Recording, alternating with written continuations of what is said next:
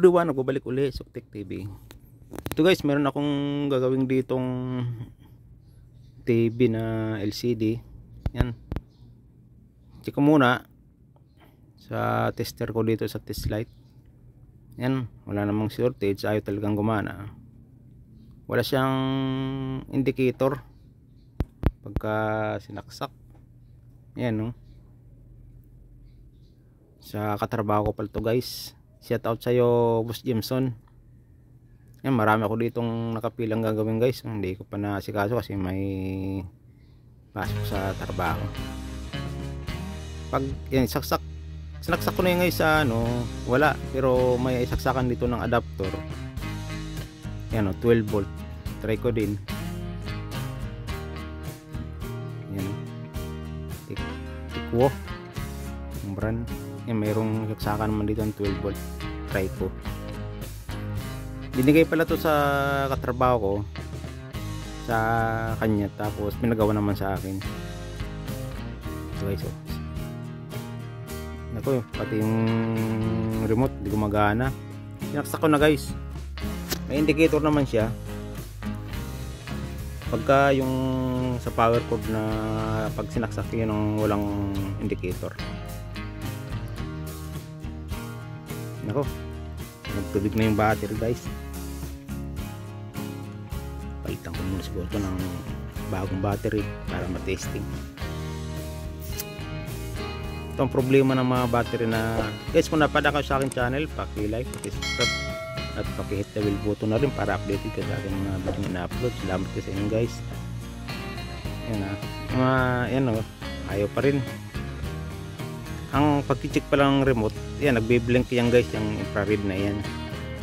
Pagka naglat niyan, pinindot mo yan, goods yun. Pag hindi yung nagblink, nagbe-blink lang yan pag hinarap mo sa camera. Pag hindi nakaharap, hindi mo makikita. Ganun pag-check ng remote control pala. Guys, gagawin ko muna to, check ko muna. Itong problema ng mga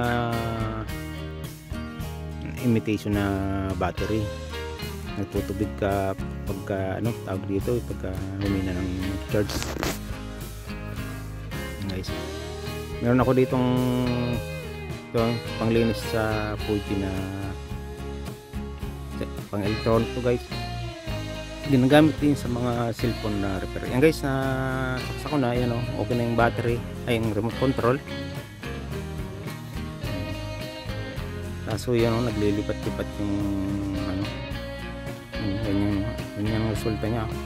Pagka ganyan sa yan, sa mga pindutan guys, yung sa yan, kahit galawin mo dito, okay na yung remote. Yan, namatay na guys, okay na yung remote. Ganun lang pag-titik ng remote, dapat nag-blink na yung pagka okay, infrared. Ano lang to guys, yung pindutan dito sa mga volume control, tapos sa menu, kaya naglilipat ng ganun dahil yun, parang shortage ba, hindi nagre-release. Yan ang suspect ko. I-passport muna guys, buksan ko lang. Medyo may kalumaan na rin to, pero na-stack na rin to dahil sira na. Yung iba ganito tinatapon na, yung mga magubutid dumadaan dito, nakikita ko may mga ganitong dalay guys. Daming tornilyo. Yung tsura ng loob. Ito yung power supply. Ayaw kasi itong gumana pagka sinaksak sa kuryente. Kung muna baka mamaya putulang ang kable.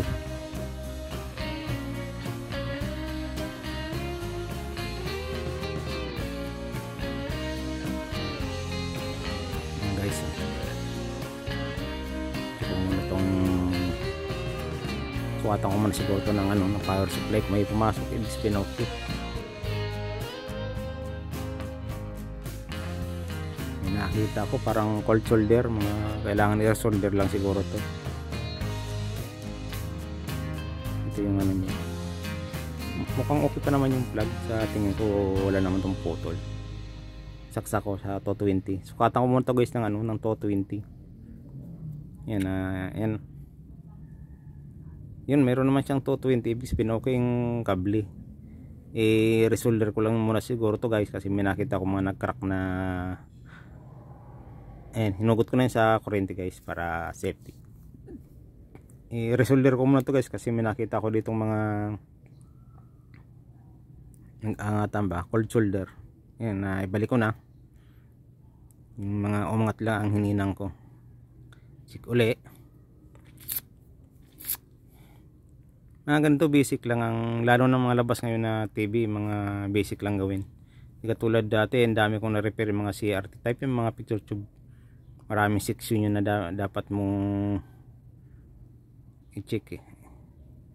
Yan, may indicator na guys. So yan na, gano na. Na green. Kumana na siya sa ano, sa plug. Kasi dati hindi gumagana, walang indicator doon. Resolder lang, tapos ito pa lang dito ang problema nito guys. Linisin ko muna tong mga ano dito. Mga taksits ang problema na siguro hindi na nag-release, kaya ganoon ang problema. Try ko lang na linisin ng W40.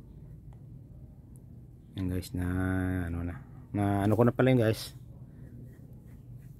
Balik ko na. Tinester ko na, okay naman, wala. May nag-short lang talaga pala.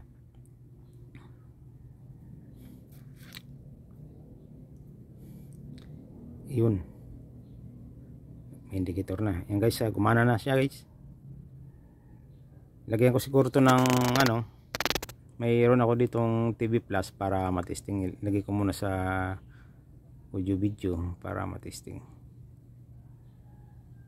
Ayan guys, itabi ko na yung TV Plus ko ditong pan-testing.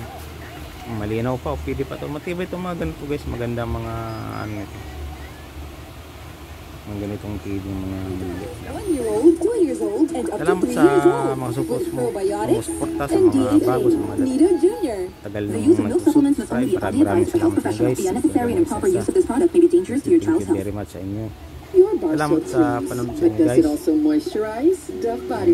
Okay na, basic lang, ganun lang, mapapakinabangan niya ulit.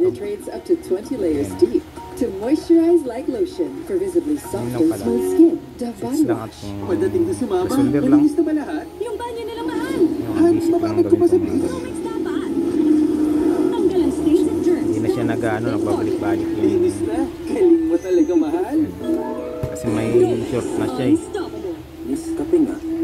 Ang ganda pa siya. Yung puro Nescafe Classic. May 100% tapang ng puro Magamit niya at ulit. natural na kape. Salamat sa panonood. Thank you for Para sa watching. pamilya ko.